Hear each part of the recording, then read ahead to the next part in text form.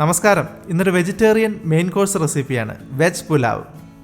3 മുതൽ 4 പേർക്ക് വരെ സെർവ് ചെയ്യാൻ പറ്റുന്ന ഒരു ക്വാണ്ടിറ്റിയിലാണ് ഞാൻ ഇന്ന് ഇവിടെ ചെയ്യാൻ പോകുന്നത്. Guys, my name is Shanjio and welcome to the video.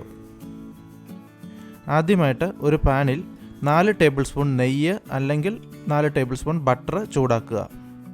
നെയ്യ് ചൂടായി കഴിയുമ്പോൾ തീ ഒരു മീഡിയം ഫ്ലെയിമിലേക്ക് വെച്ച ശേഷം 4 ഉണക്കമുളക് നടുവേ മുറിച്ച് അതിലേക്കിടുക.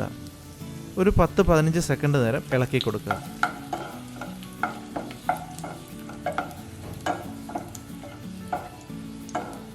അതിനുശേഷം ഒരു സവോള ചെറുതായിട്ട് സ്ലൈസ് ചെയ്ത് ഇതിലേക്ക് ചേർത്ത് നന്നായിട്ട് ഇളക്കി വഴറ്റിയെടുക്കുക.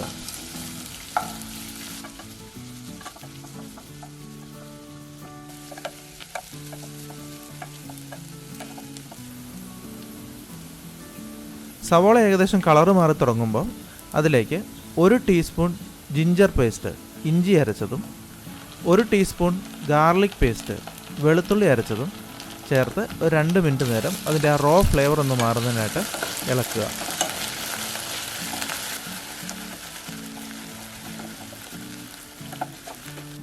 ഇനി ഇതിലേക്ക് 1 ടീസ്പൂൺ കാശ്മീരി മുളക് പൊടി, 1 teaspoon home made garam masala. Home made garam മസാലയുടെ റെസിപ്പി ഞാൻ മുമ്പ് പോസ്റ്റ് ചെയ്തിട്ടുണ്ട്, അതിൻ്റെ ലിങ്ക് ഡിസ്ക്രിപ്ഷനിൽ കൊടുത്തേക്കാം. ഇനി ഹോം മെയ്ഡ് ഗരം മസാല ഇല്ലെങ്കിൽ നിങ്ങൾ കടയിൽ നിന്ന് വാങ്ങുന്ന ഗരം മസാല ആണെങ്കിൽ 2 ടീസ്പൂൺ ചേർക്കുക. 1/4 ടീസ്പൂൺ മഞ്ഞൾപ്പൊടി ഇത്രയും ചേർത്ത് ഒരു 30 സെക്കൻഡ് നേരം ഇളക്കുക.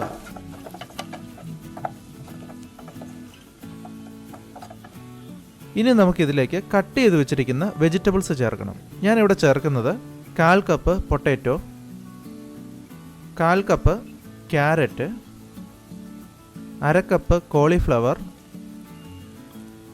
1/4 കപ്പ് ബീൻസ്, അല്പം ഗ്രീൻ പീസ്. ഗ്രീൻ പീസ് എന്ന് പറയുമ്പോൾ ഉണങ്ങിയ ഗ്രീൻ പീസ് അല്ല, പച്ച ഗ്രീൻ പീസാണ്. അല്പം പുതിനയില, അല്പം മല്ലിയില, കഴുകി വൃത്തിയാക്കിയ 2 കപ്പ് ബസുമതി റൈസ്, 1/2 ടീസ്പൂൺ ഉപ്പ്.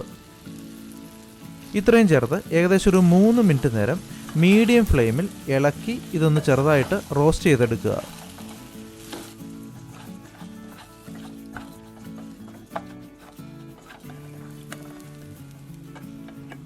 ഇനി നമുക്കിതിലേക്ക് 4 കപ്പ് ചൂടുവെള്ളം ചേർക്കണം. 1 കപ്പ് അരിക്ക് 2 കപ്പ് വെള്ളം, അതാണ് കണക്ക്.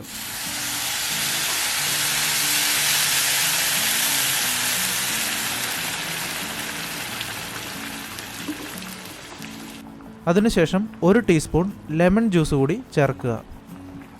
എല്ലാം ഒന്ന് ഇളക്കി യോജിപ്പിക്കുക.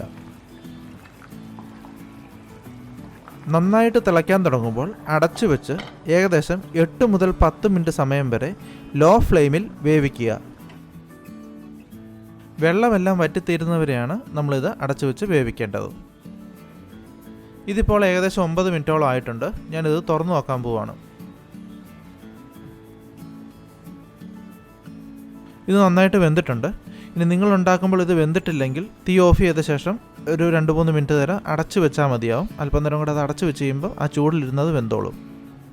ഇനി ഇതിലേക്ക് 1-2 ടേബിൾ സ്പൂൺ നെയ്യ് അല്ലെങ്കിൽ ബട്ടർ ചേർത്ത് ചെറുതായിട്ടൊന്ന് ഇളക്കി യോജിപ്പിക്കുക.